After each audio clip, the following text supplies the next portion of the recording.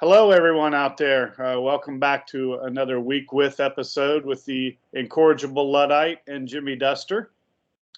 Looking forward to an interesting week here. We each gave each other an album assignment to listen to, and something that neither one of us had heard before. And we'll go from there. We're each going to talk about the albums that we were given to listen to. Stay tuned next week. We're going to run down our top 5 Led Zeppelin songs of all time. For the masses. For the masses. And let's get into it. What do you think? I'm ready. I can subscribe to our channel here. So I gave Mr. Luddite a veritable supergroup. And I know that after we've heard this band journey for years and years and all the top 40 hits, we don't think of them as a supergroup, but they were, came together with members of Santana. Neil Schon infamously played with Santana at like 15 or 16 years old. Greg Raleigh came out of Santana. George Tickner appears on this album. George Tickner was from a band that was famous around the Bay Area at the time, Frumious Bandersnatch. Ainsley Dunbar, Ross Valerie. They were also in other bigger bands at the time, and their names escape me right now what bands they were in, but they were big bands. But this journey came together as a supergroup at the time, and we don't often think about them as that. But Luddite had the first Journey album, which tell us what you thought of it. I thought it was great. You weren't crazy. You were worried whether I was going to think you were crazy or not. I thought it was great. As a matter of fact, I'm going to give it a 9 out of 10. Wow. Definitely vastly superior to Frontiers, which is the only other Journey album I've heard the whole way through. And I really do love one song on that record, and that is Send Her My Love. It's just a sentimental thing. It reminds me of sitting at the White Street Pier in Key West, Florida in 1997 at sunset, just watching turquoise waters lap into the sand. And I remember that song was playing. And so I have a sentimental attachment to it, but that's the only song I like on the record. This record is so much better. With that being said, I'm not a Journey fan, but I can see why they wanted a different vocalist. If they wanted more mainstream acceptance, if they wanted to go in a more arena rock kind of way, Steve Perry was indeed the answer. But musically, this debut Journey album for me was a 9 out of 10. I would rate it higher than Rush Fly By Night. I would rate it higher than Rush 2112. Wow. Not as good as A Farewell to Kings or Hemispheres. Not as good as those two. But I really was impressed with the playing of, is it Neil Schon? Yeah, his outstanding guitar playing. The drumming by Ainsley Dunbar was what really surprised me. And I saw the guy's played with everyone, but Ainsley Dunbar, he's played with everyone from David Bowie to Lou Reed to UFO to Whitesnake. So obviously his services are in demand. I mean, if you play with David Bowie, you're a great musician because Bowie never took anyone on who wasn't a stellar musician. The list goes on and on and on. Stevie Ray Vaughan, Robert Fripp, Earl Slick, Carlos Alomar, Mick Ronson, obviously. These are all guitar players, but man, Dunbar's a great drummer. He did play for Bowie, he played for Lou Reed, Whitesnake, UFO, all over the place, and he's great on this record. A lot of great drum breaks. The 2 instrumentals were my favorites. Topaz and the other song, I can't pronounce this. I have no idea how to pronounce it. I believe it's Cahotek. Yeah, okay. Cahotek. I lost my notes here.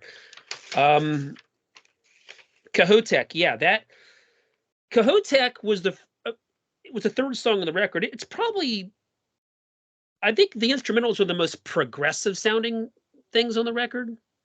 The other songs have actually quite more of a jazz fusion element and a little bit of blues. Just a little bit, but not overwhelming. The blues isn't overwhelming.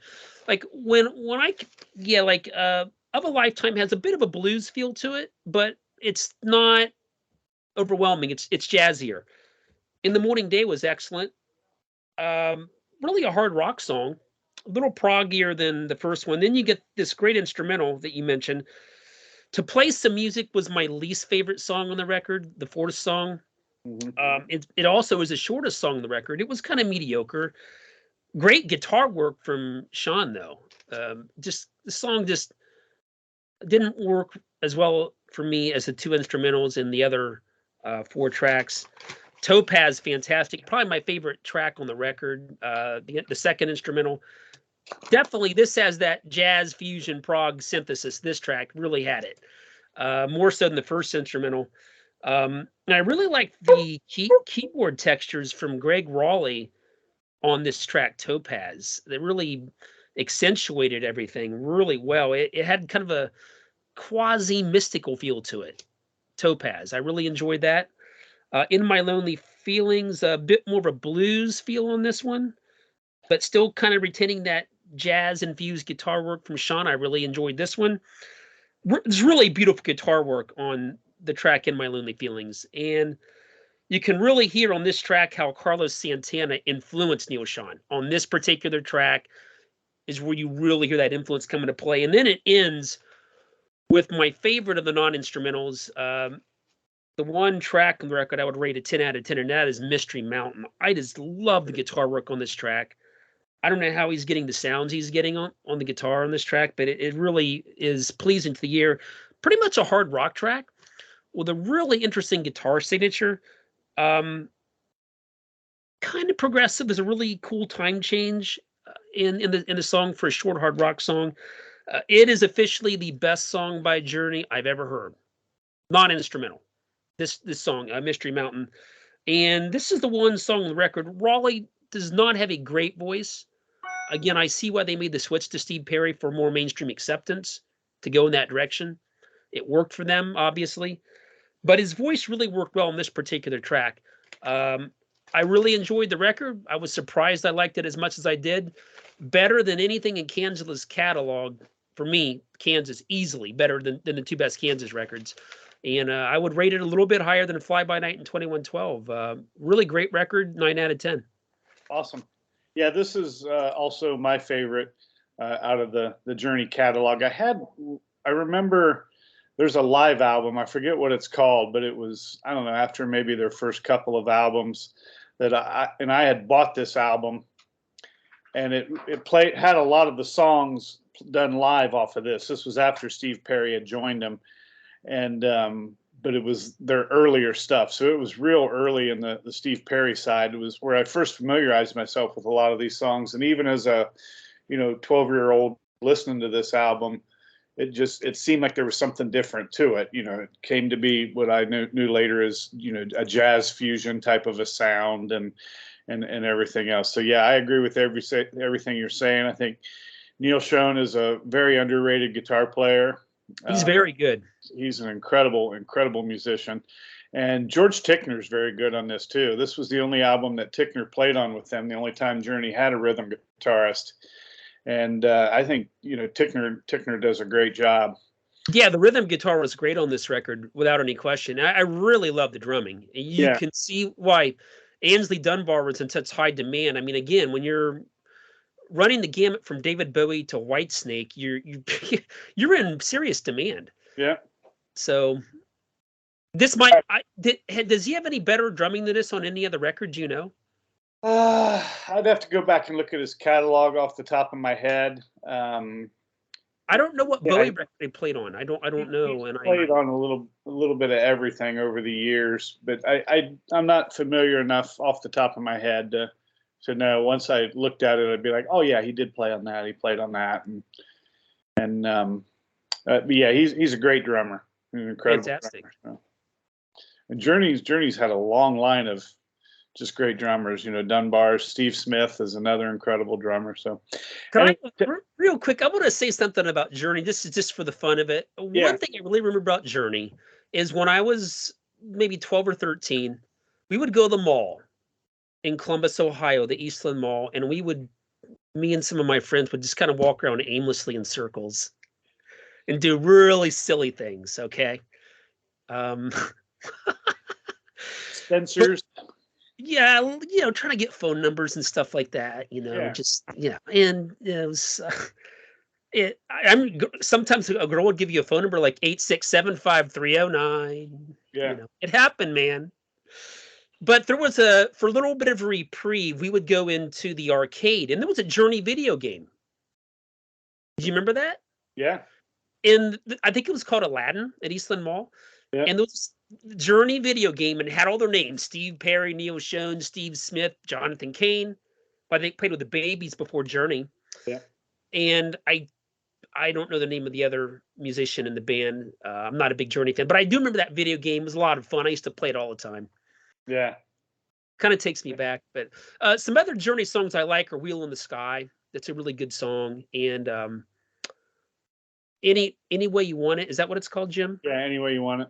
That's a good song. I like that one. But as a record, this is definitely the best I've heard. And Mystery Mountain is going to now be my favorite Journey song for sure. So Good. Glad to hear you enjoyed it. did enjoy it. What did you pick for me to listen to? I will show you. I picked for Jim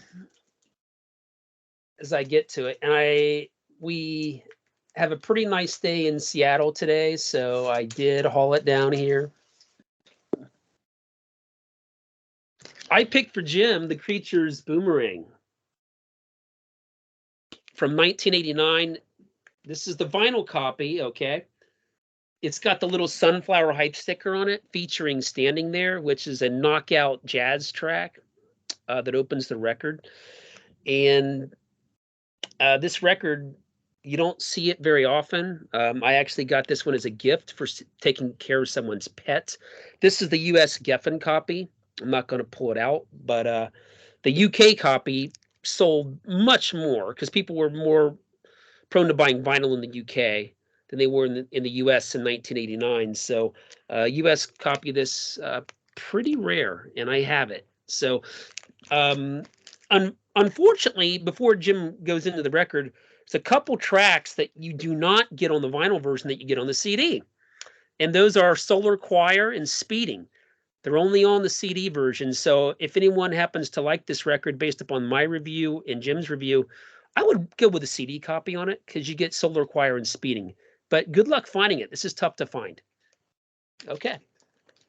Yeah, thanks. And yeah, this was a record I was completely unfamiliar with. I mean, I knew Siouxsie Sue from, some of your posts I see on Facebook and things of that nature. But at this period in my life, 1989, when this album was out, I came from being a metalhead to, at this point, I was listening to more mature progressive music, the Rushes and the Yeses of the world, and trying to make myself appear to be more intelligent than what I was. But I was never a really big art rock fan other than some Bowie or, Alice Cooper's one of my favorite musicians of all time, one of my favorite bands of all time.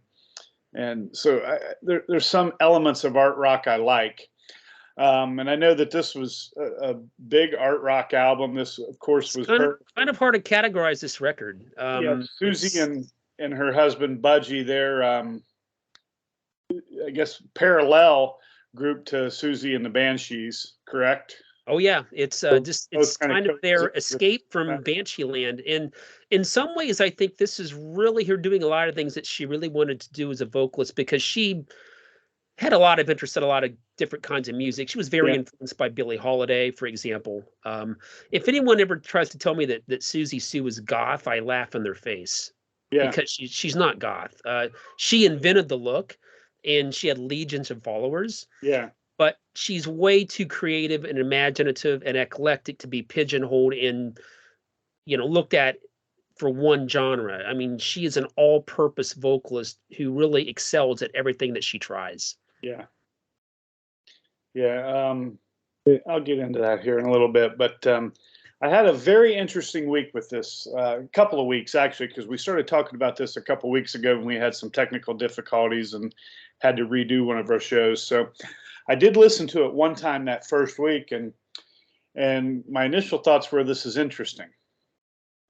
It's real stripped down. The first things I noticed, and I'll just kind of go through the progressions in my mind, where the first things I noticed was just the whole strip down of it. It's just Siouxsie and her husband on some percussion and some horns here and there, and there's accordion on one song, maybe two. I think there's some accordion on Speeding. Yeah. What's kind of the art polka track. I really like it a lot. Yeah. So the first time I listened, I thought, this is interesting. I think I'm going to like it.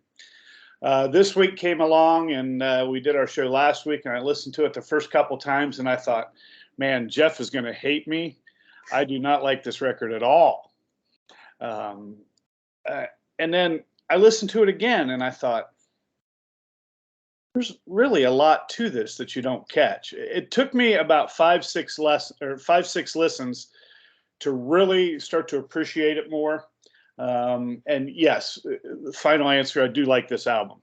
I like it a lot. Probably wouldn't rate it as high as what you did the Journey album.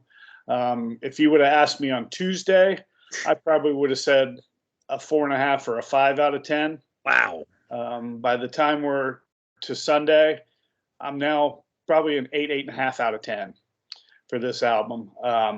The first track, Standing There, you're hit right. It's, I guess the easiest way for me to describe this is theatrical. It's jazz.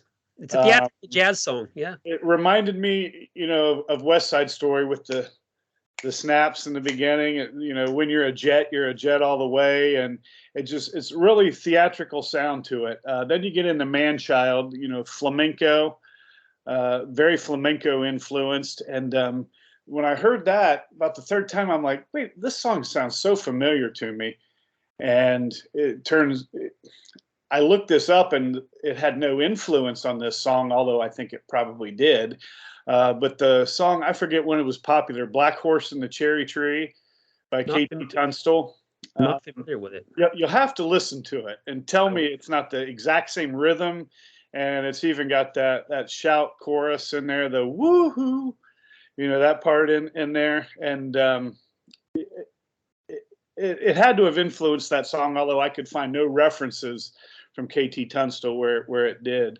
You, the third song, kind of the second time I heard it, when I decided I didn't care for the album too much, it reminded me of the Macarena. Oh, come on. At the beginning, going into that. But then, this obviously predates the Macarena by about 9 years. 20 years. Yeah. But Don't do that. Yeah, Macarena reminded me of this song. How's that? Okay, that's better. It kind of got that same little melody there at the beginning. Pity. When I first heard that, I thought, I'm a big Jimmy Buffett fan, and I was hearing Mike Utley on the steel drums on that song. But that was my first thoughts on that. But I really like that song. My two favorite songs are Man Child and the next one after Pity, Killing Time, which to me is just a blues masterpiece. That song's an 11 out of 10, but I'll get into that later. Yeah. There's a reason Jeff Buckley covered it. In Willow is the ballad about Budgie's mom dying, I came to find out later. Pluto Drive. And then, at least for me, my two least favorite tracks are the two bonus tracks you get with the CD, Solar Choir and Speeding.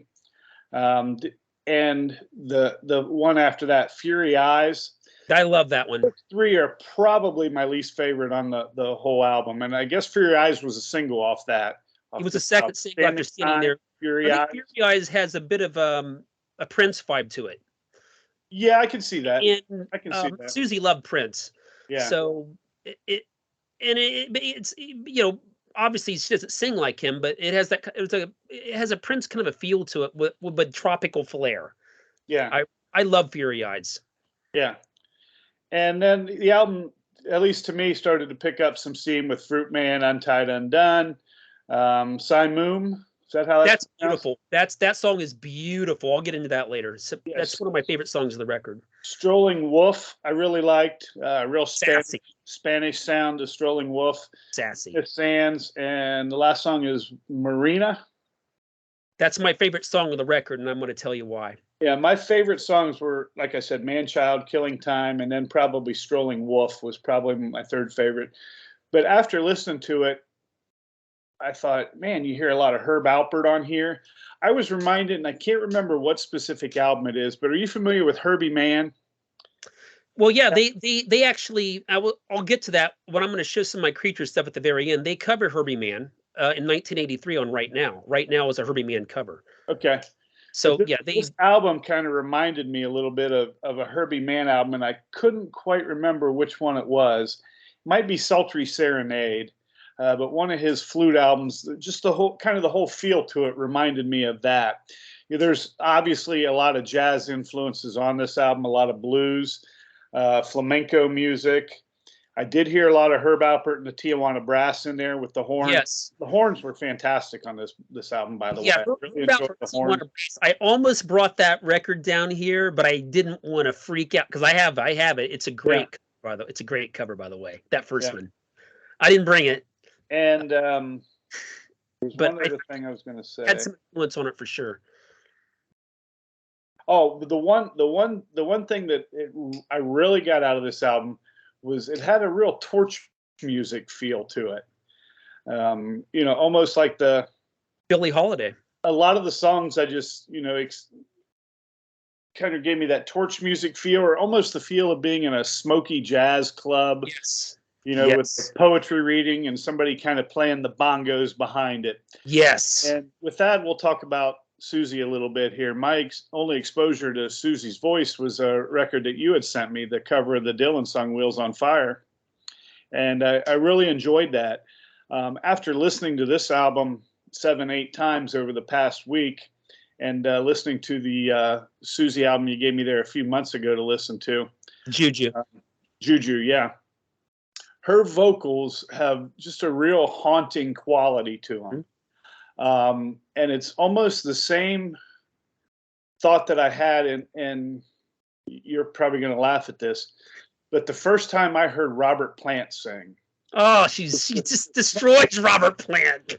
There's just something haunting about his voice, and I get that same sort of haunting feeling. You're right. It's not necessarily a goth type of a thing. No. But it's got a spookiness to it, a smokiness, a syrupy, smooth, haunting smokiness is how I would best describe her voice.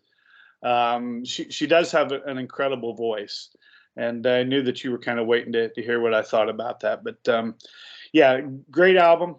Like I said, 8.5 out of 10 for me, and for this non-art rock guy, you got me liking some art rock there. I need to talk about this record now. Okay. This record for me is definitely, this is my favorite vocalist of all time. I make no apologies for that. There were a couple reasons for that. Robert Plant is not in her league, in my opinion.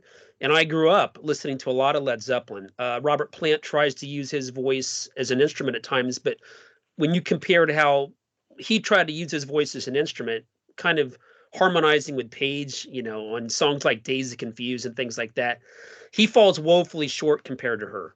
I mean, she really knows how to use her voice as an instrument, and it's all over this record. Simoom might be the greatest example of this on this record. Also, Venus Sands, some of the notes that she holds. Anyway, I'm going to go over the songs. This record for me is an 11 out of 10. All right. I think that highly of it. When I first heard it, it initially made me think of Getz and Gilberto quite a bit. Stuff like The Girl from Ipanema. Even though her vocal style is nothing like Astrud Gilberto, the tropical kind of a feel of it did remind me a bit of that. But what it really reminded me of, and I'll show you this.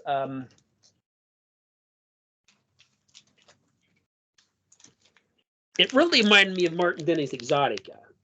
This is what, and I know this influenced the record. It had to have. But they do it in a very different way, in a more haunting way. They kind of take this tropical flair and kind of mix it with the jazz and the flamenco and a lot of ambient stuff too. And there's even a couple blues songs. So they really experiment on this record. But let's go over some of the songs though. Starts out with Standing There. Song's a 10 out of 10. It's a great, it's not even a rock track, it's a jazz track. I think it hit number 5 on the US Modern Rock Tracks when it came out in 1989, even though I'd never heard it then. Thanks, Columbus, Ohio. Didn't hear it. I heard Peekaboo, but I never heard Standing There. You can move on to Man Child. Like it a lot. Not quite as much as Standing There, but I love the trumpets on it. The trumpets work really well with her mystical and textured vocals. Very mystical sounding vocals on this track.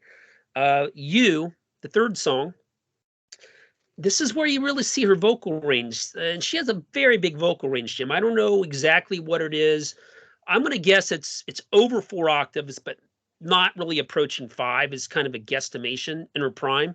She's singing in low tones on You. I really love her vocals on this. The drumming is great on You. We go on to Pity. Just beautiful vocals on Pity. The vocals are just beautiful, just with beautiful tropical vibes. You've already spoke about Killing Time. It's just an intense track.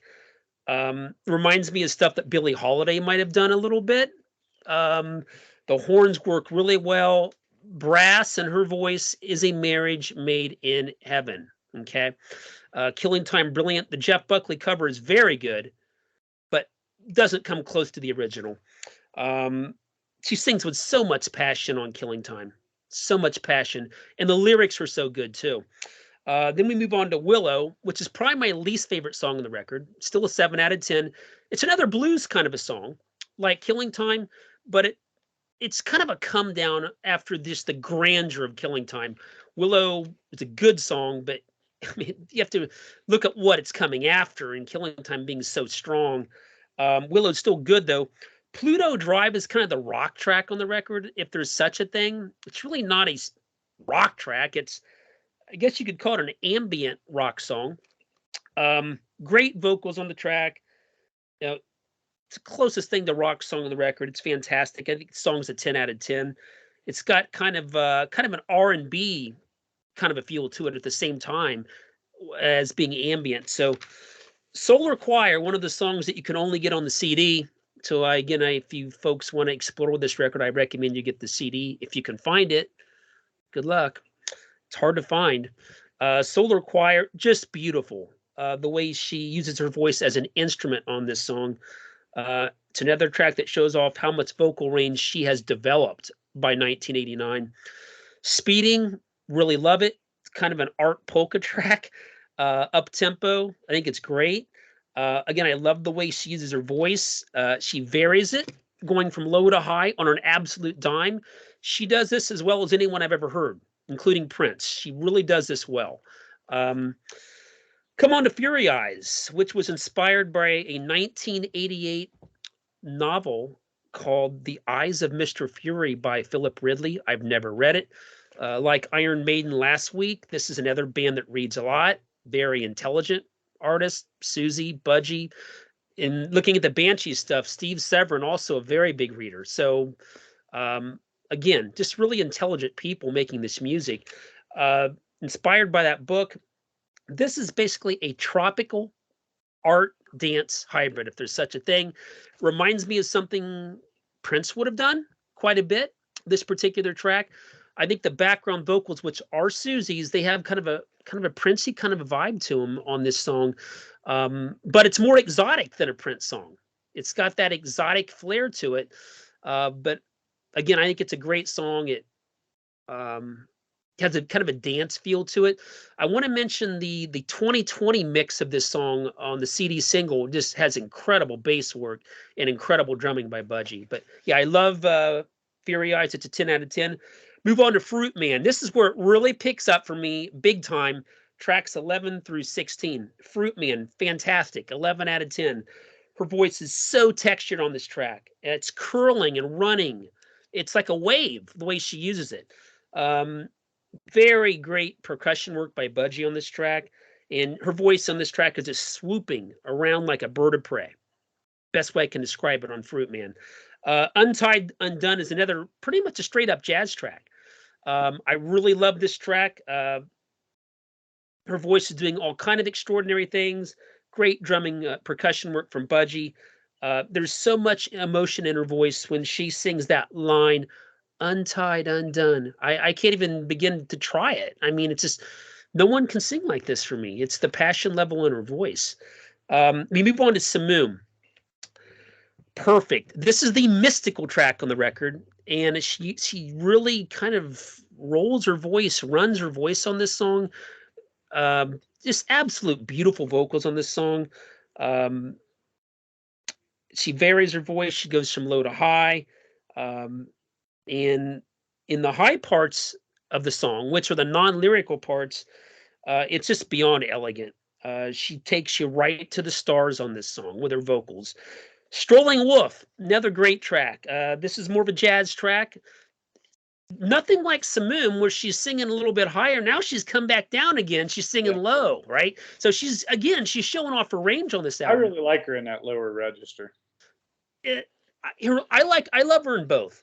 And sometimes she goes from one to the other on an absolute dime. And that's something that I've noticed about her in her prime. I really haven't heard a lot of vocalists who do this as well as her. I mean, when you heard Juju, you drew a comparison with Stevie Nicks. Mm-hmm.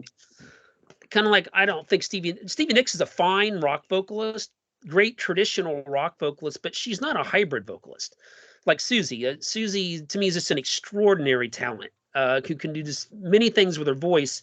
So when you go from Simoom on track 13 to Strolling Wolf on track 14, which is absolutely nothing like Simoom, it's more of a jazz track, and she's in that lower register now again. But this track is, I'm going to just say it's sassy. It's a sassy track. Better than anything Amy Winehouse ever did, in my humble opinion. Sorry, Amy Winehouse was pretty good, but boy, when Siouxsie does this kind of a song, sassy stuff, it's the best. We move on to Venus Sands. Beautiful portrait of nature in this song. If you happen to read the lyrics, it just sets up a scene, beautiful natural scene with seagulls swooping down on baby turtles. Just beautiful vocals on the song. I love Budgie's kind of tribal jazz drumming on this track. It's might be the best example on the album of her massive vocal range. She's going all over the place in this song, swooping, soaring, coming down, up into the ether. And then she comes back down again, then right back up again. And she really holds that note.